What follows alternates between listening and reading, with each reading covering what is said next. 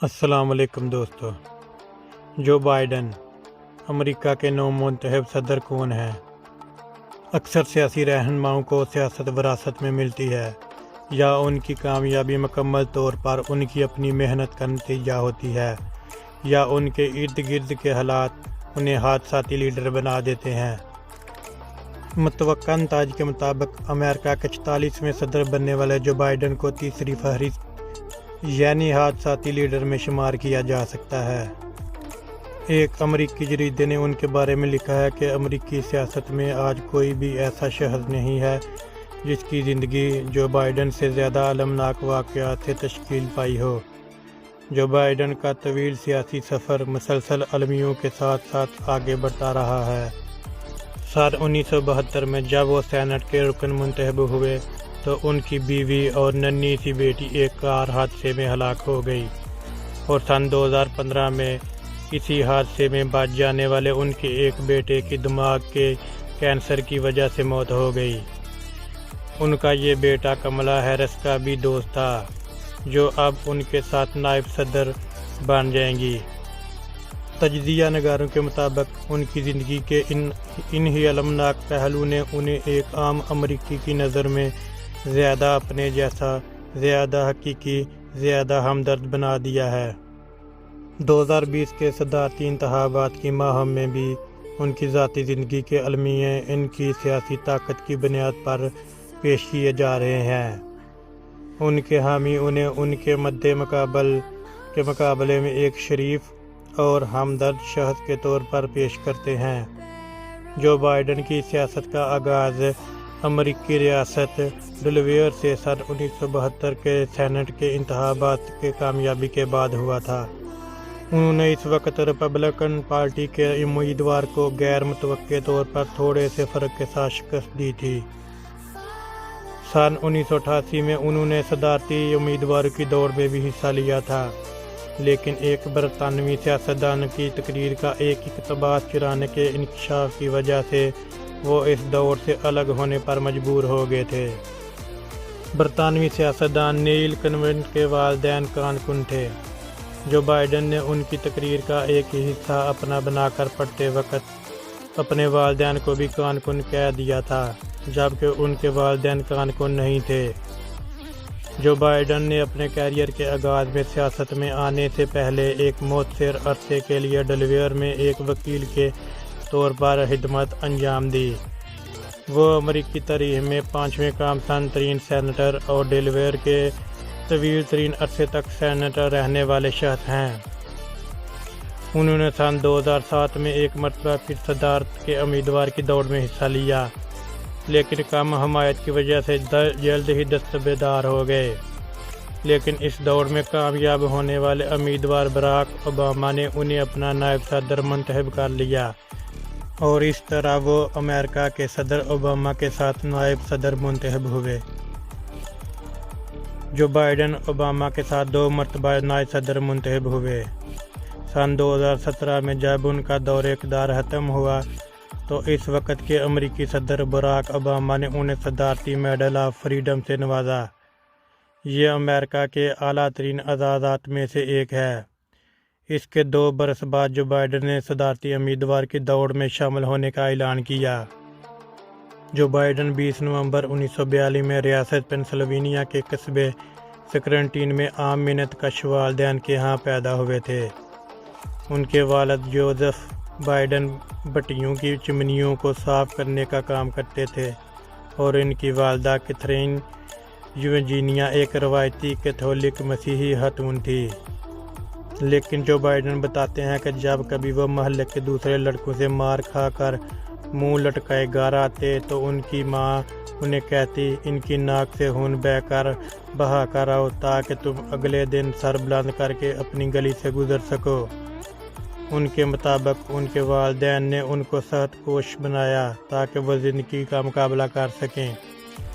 Joe Biden 13 برس کی عمر میں اپنے والدین کے ہمراہ پینسلوینیا سے ڈیلاویئر ریاست منتقل ہو گئے، کیونکہ وہاں ڈوپو نامی کمپنی کا ایک نیا کیمیکل پلانٹ کھلا تھا، جس کی وجہ سے نئے اقتصادی مواقع پیدا ہو رہے تھے۔ जहां वो सैनेट हिलनिया स्कूल में गए। फिर इलाके के अच्छे स्कूल अर्चलमेयर एकेडमी में उन्हें दाखिला मिल गया। जो बाइडन बचपन में हकलाते थे। बात करते वक्त वो अपना नाम बताते हुए जो कहने के बाद बाइडन कहने में हकलाते हुए बाई की तकरार करते थे, जिसकी वजह से दूसरे लड़कों ने उनका नाम ही बाई रख दिया था।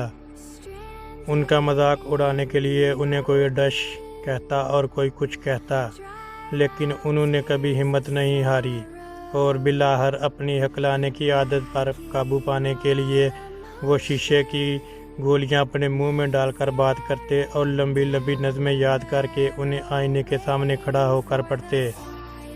अर्चमेयर एकेडमी में बाइडन एक अच्छे तालिब इल्म थे। दराज कद ना होने के बावजूद वो स्कूल की फुटबॉल टीम में शामिल हुए। जो बाइडन ने इस स्कूल में सन 1961 में अपनी तालीम मुकम्मल की। जो बाइडन ने अपने घर के करीब ही एक यूनिवर्सिटी में दाखिला लिया, जिसका नाम यूनिवर्सिटी ऑफ डेलावेयर है, जहां उन्होंने तारीख और सियासत में BA किया, लेकिन फ़ुटबॉल खेलना जारी रखा। ये वो ज़माना था जब अमेरिका में उस वक़्त एक जवान सदर जॉन F कैंडी ने नई नस्ल को बहुत ज़्यादा मुतासर किया था, जो भी इसी नस्ल का हिस्सा थे। अपनी तालीम के दौरान वो बहामा के जज़ायर पर सैर करने गए थे, जहां सिरैक्यूज़ यूनिवर्सिटी के तलबा नीलिया हिंटर से उनकी मुलाकात हुई। ये मुलाकात पहली नज़र की मोहब्बत में तब्दील हो गई। इस लड़की से मिलने के लिए उन्होंने मेहनत की और सिरैक्यूज़ में कानून के शुबे में दाखिला हासिल कर लिया। उन्होंने सन 1965 में कानून की तालीम शुरू की और एक बरस बाद नीलिया से शादी कर ली। कहा जाता है शादी से पहले जब वो नीलिया के वालिदैन से मिलने गए तो उन्होंने पूछा कि वो किस तरह कमाएंगे, मुस्तकबिल में क्या करेंगे। कहते हैं जो ने जवाब दिया कि मैं अमेरिका का सदर बनूंगा। हालांकि उस वक़्त जो बाइडन एक औसत दर्जे के कानून के तालिब इल्म थे। सिरैक्यूज़ में अपनी तालीम के दौरान एक बार सिर्फ अपने हलके के मुकाबले के लिए एक मुनासिब हवाला ना देने की वजह से वो अपनी क्लास में हाज़िर नहीं हुए। ताहम बाद में उन्होंने दावा किया कि ये इत्तफाकिया सरजद होने वाली एक गलती थी, लेकिन इसी वाक़े ने उनका कई बरस तक पीछा किया। सन 1968 में कानून की तालीम करने के बाद जो बाइडन डेलावेयर के एक और शहर विल्मिंगटन मुंतकिल हो गए, जहां उन्होंने एक कंपनी में वकालत का आगाज़ किया। यहीं वो डेमोक्रेटिक पार्टी के एक मुतहरक रुकन बन गए।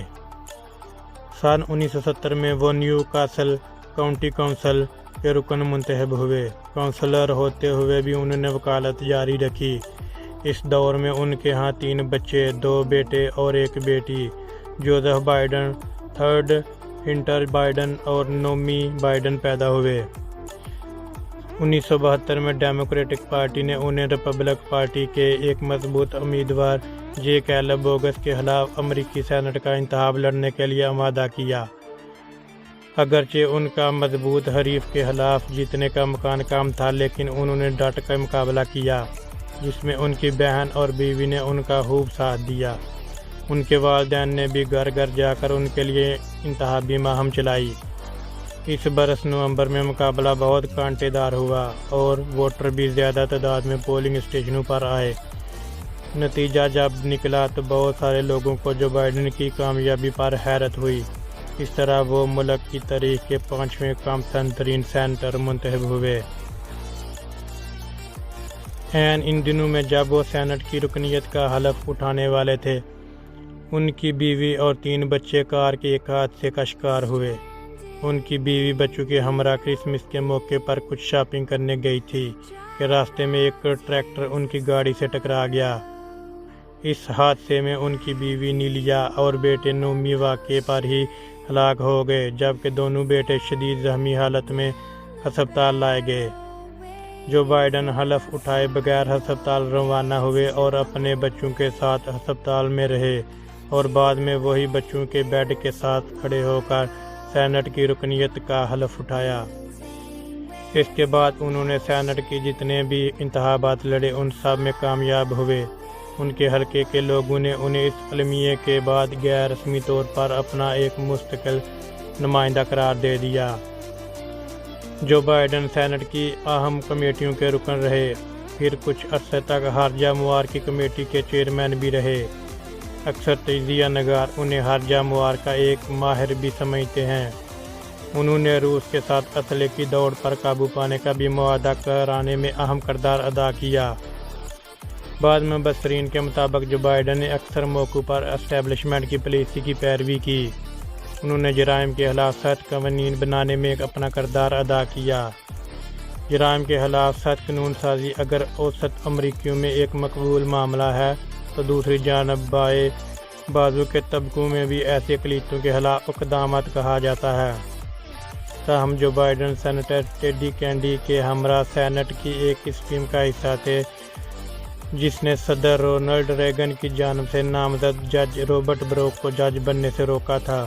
بروک دائیں بازو کے نظریاتی انتہا پسند قانون دان تھے، جنہوں نے صدر نکسن کے چند مبینہ غیر قانونی اقدامات کو عملی جامہ پہنایا اور انہیں عورتوں اور سیاہ فام اقلیتوں کے خلاف سمجھا جاتا تھا۔ اوباما حکومت میں بحثیت نائب صدر جو بائیڈن نے کئی موقعوں پر کانگریس کے ریپبلکن ارکان سے ٹیکس کی کمی کے لیے کامیاب مذاکرات میں اہم کردار ادا کیا۔ بعض ناقدین کے مطابق انہوں نے ریپبلکن کے سامنے ڈیموکریٹک کے موقف پر مصالحت پسندی سے کام لیا۔ جو بائیڈن نے سن 1977 میں جیل سے دوسری شادی کی۔ ان دونوں کی بیٹی اشلی سن 1961 میں پیدا ہوئی۔ سن 2015 میں جو بائیڈن کی پہلی بیوی سے ہونے والے بیٹے بیو بائیڈن کے دماغ میں کینسر کی وجہ سے موت ہو گئی۔ اس موت کے بعد ایک مرتبہ پھر جو بائیڈن کا غم ان کے سیاسی کیریئر میں اضافے کا اہم سبب بنا۔ جو بائیڈن کی نائب صدارت کے بعد جب ڈونلڈ ٹرمپ صدر منتخب ہوئے تو انہوں نے ان پر سخت تنقید کی اور کہا کہ ٹرمپ کو حکمرانی کے بارے میں کوئی علم نہیں۔ انہوں نے صدر ٹرمپ پر سفید فام انتہا پسندوں کا دفاع کرنے پر سخت تنقید بھی کی۔ کچھ عرصے بعد غیر واضح اپوزیشن کے بعد جو بائیڈن نے 2019 میں صدارتی انتخابات میں حصہ لینے کا اعلان کیا تھا۔ انہوں نے اپنے اس اعلان کے وقت کہا تھا کہ انہیں اندازہ تھا کہ صدر ٹرمپ نسل پسندی والے پالیسیوں کی وجہ سے ملک کو ایسا خطرہ ہے جو شاید ان کی زندگی میں کبھی دوبارہ پیدا نہ ہو۔ تاہم جو بائیڈن کو آغاز ہی سے ڈیموکریٹک کے بائیں بازو عورتوں کے حامی طبقوں کی مخالفت کا سامنا رہا۔ انہوں نے اسقاط حمد سے متعلقہ فنڈنگ بند کرانے کے ایک بل کی حمایت کی تھی، لیکن سخت تنقید کے بعد اپنا موقف بدل لیا۔ جو بائیڈن نے عراق جنگ کی قرارداد کے حق میں ووٹ دیا تھا، لیکن بعد میں اسے اپنی غلطی تعبیر کیا۔ کملا ہیرس نے جو اب ان کے ساتھ نائب صدر بنے گی، جو بائیڈن پر کڑی تنقید کی تھی۔ انہوں نے بہرحال اگلے مرحلے میں ہونے والے صدارتی مباحثوں میں ایک ماڈریٹ سیاستدان کے طور پر صدر اوباما کی خارجہ پالیسیوں کو اپنی کامیابیاں بتا کر اپنی پوزیشن بہتر بنائی۔ سن 2019 میں وائٹ ہاؤس سے کچھ ایسی معلومات کا انکشاف ہوا جن سے یہ پتہ چلا کہ صدر ڈونلڈ ٹرمپ یوکرین کی حکومت پر دباؤ ڈال رہے ہیں کہ وہ جو بائیڈن کے خلاف کرپشن کی انکوائری کروائیں۔ جو بائیڈن نے نائب صدر ہوتے ہوئے یوکرین کی ایک تیل کمپنی بریزما میں اپنے بیٹے ہنٹر بائیڈن کو ڈائریکٹر بنوایا تھا۔ اسی برس یعنی صدر ٹرمپ کے معاہدے کے بعد یوکرین کی حکومت نے بریزما کے معاملے کی انکوائری کروائی۔ اس میں یہ پتہ چلا کہ $50 لاکھ کی رشوت دی گئی تھی، لیکن یوکرین کی حکومت نے کہا رشوت کے لینے والوں میں بائیڈن کا نام نہیں تھا۔ بائیڈن کا یوکرین اسکینڈل میں کیا کردار تھا، اس کا کوئی ثبوت نہیں۔ اس بات کی بھی کوئی بظاہر شواہد نہیں ہے کہ انہوں نے اس کام کے لیے بدعنوانی کی تھی۔ تاہم ایک امریکی جریدے پولیٹیکو رائے عامہ کے جزائر کے مطابق امریکیوں کی اکثریت اپنے بیٹوں کو ڈائریکٹر بنوانے کی وجہ سے جو بائیڈن کے کردار کو غیر مناسب سمجھتی ہے۔ جیسے یہ نظر آنے لگا کہ جو بائیڈن ڈیموکریٹک پارٹی کے صدارتی امیدوار بننے والے ہیں، ڈیموکریٹک کے بائیں بازو کے نظریات رکھنے والے صدارتی امیدوار برنی سینڈرز اپنی مہم ختم کرنے کا اعلان کرتے ہیں اور اس دوران جنسی طور پر ہراساں کرنے کے نئے الزامات سامنے آتے ہیں۔ اس مرتبہ بائیڈن ایک پرانی اسسٹنٹ تارا ریڈ کی جانب سے۔ تارا ریڈ نے جو بائیڈن کے ساتھ 30 برس تک کام کیا، انہوں نے الزام لگایا کہ بائیڈن نے کانگریس کے کسی حال میں انہیں جنسی زیادتی کا نشانہ بنایا تھا۔ جو بائیڈن پر کئی عورتوں نے ایسے الزامات عائد کیے ہیں کہ وہ کھل کر ان کے جسم کو غیر مناسب انداز میں چھوتے رہے ہیں۔ تاہم تارا ریڈ کا پہلا الزام ہے جو کھل کے سرِ عام سامنے آیا۔ جو بائیڈن نے اس الزام کی سختی سے تردید کرتے ہوئے کہا، میں دو ٹوک انداز میں کہہ رہا ہوں کہ ایسا کبھی نہیں ہوا۔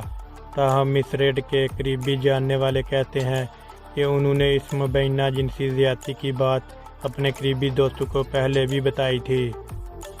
دوستو، معلومات کیسی لگی؟ اچھی لگی تو پلیز میرے چینل کو سبسکرائب کر دیجیے گا۔ شکریہ۔ خدا حافظ۔